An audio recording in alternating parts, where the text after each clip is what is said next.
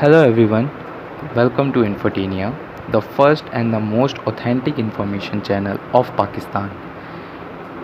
आज का जो हमारा टॉपिक है वो है व्हाट इज़ 5S मेथडोलॉजी या फिर 5S होता क्या है। अगर हम बात करें 5S की तो बेसिकली 5S एक मेथडोलॉजी का नाम है, सिस्टम कह लें, जिससे हम अपनी वर्किंग स्पेस को ऑर्गेनाइज़ करते हैं ताकि हमारा जो काम है वो efficiently, effectively and safely perform हो सके।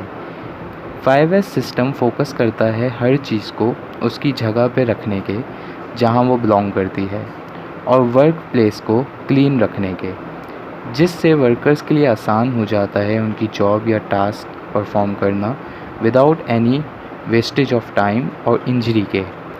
अगर हम बात करें इसकी ओरिजिन की कि ये आया कहाँ से था, सो बेसिकली इसका ओरिजिन जापान था, वहाँ से ये डेवलप हुआ और कहा जाता है इस टेक्निक की वजह से JIT जस्ट इन टाइम वजूद में आया।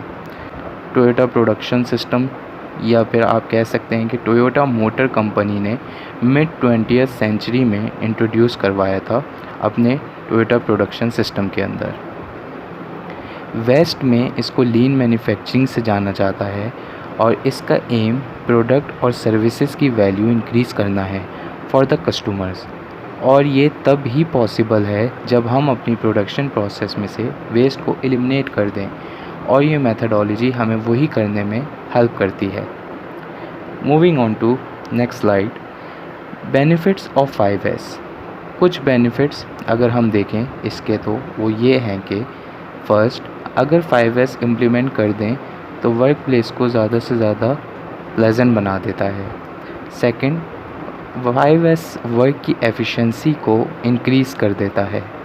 थर्ड, 5S को इम्प्लीमेंट करने की वजह से हमारी safety in the work place automatically increase हो जाती है because 5S and safety go hand in hand.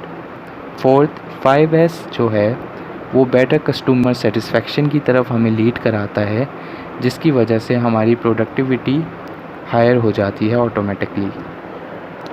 Moving on to next slide, अगर बात की जाए सबसे पहले स्टेप की जो कि है सॉर्ट। बेसिकली इसका जापानीज़ वर्ड है सीरी। Basically in first step of 5S, इसमें हम वो सारी चीज़ें अपनी वर्क प्लेस या अपनी वर्क स्टेशन जिस पे से हम वर्क करते हैं रिमूव कर देते हैं, जिसकी हमें ज़रूरत नहीं होती। सारा अपना क्लटर रिमूव कर देना, प्लस इसके साथ साथ जिन चीज़ों की ज़रूरत होती है उन्हें रख लेते हैं। जैसा कि ये चार्ट देख के आप लोग आइडिया लगा सकते हैं, बेसिकली ये चार्ट ये बता रहा है कि कौन सी चीज़ की कितनी ज़रूरत, उसका कितना इस्तेमाल की फ्रीक्वेंसी और उसके स्टोरेज मेथड। ये चार्ट कोई भी ऑर्गेनाइजेशन या इंडिविजुअल अपनी प्रायोरिटीज़ के लिहाज से डेवलप कर सकता है और फिर उसके लिए सॉर्टिंग बहुत आसान हो जाएगी किसी भी चीज़ की कहीं भी करना।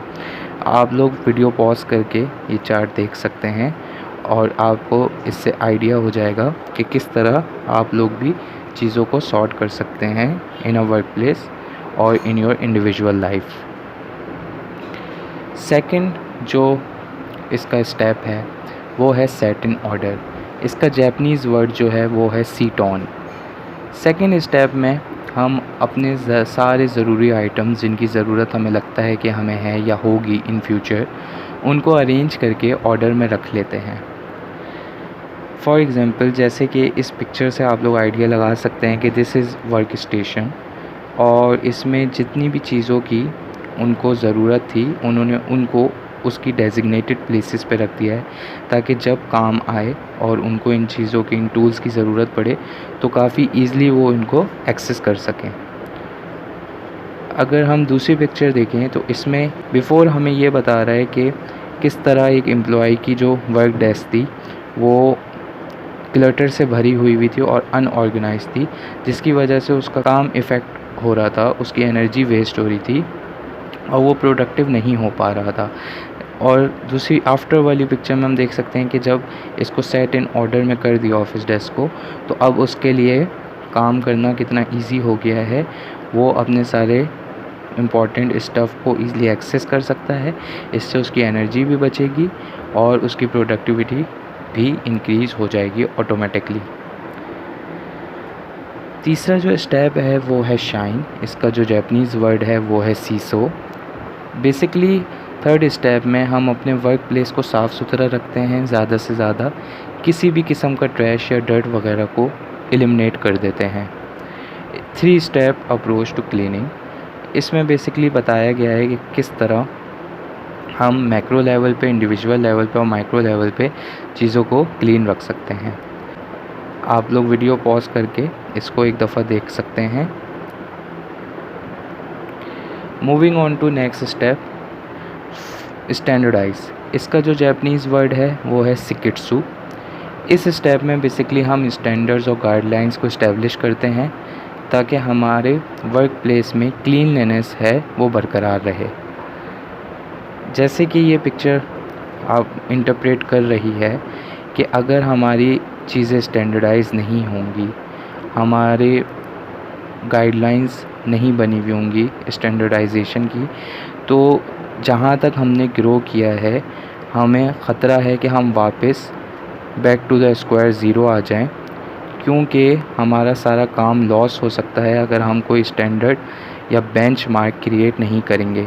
इसलिए किसी भी ऑर्गेनाइजेशन के लिए बहुत ज़रूरी होता है कि वो स्टैंडर्ड्स और एक बेंचमार्क को सेट करे ताकि उससे फ़र्दर आगे बेटर से बेटर की तरफ इम्प्रूव किया जा सके, ना कि जो अचीव किया था उससे भी आप पहले जिस स्टेज पे थे वहाँ चले जाएं।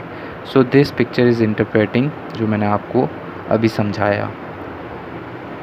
जो 5th स्टेप है वो है सस्टेन और इसका जो जापानीज़ वर्ड है वो है शित्सुके। इस स्टेप में 5S को अपनी हैबिट बना लेते हैं हम इन रेगुलर लाइफ, और साथ ही साथ दूसरों को भी इसके बारे में टीच करते हैं कि वो इस्टेब्लिश स्टैंडर्ड्स को रिगार्डिंग 5S फॉलो करें। ये कुछ मैंने पॉइंट्स मेंशन किए हैं कि किस तरह 5S को सस्टेन किया जा सकता है।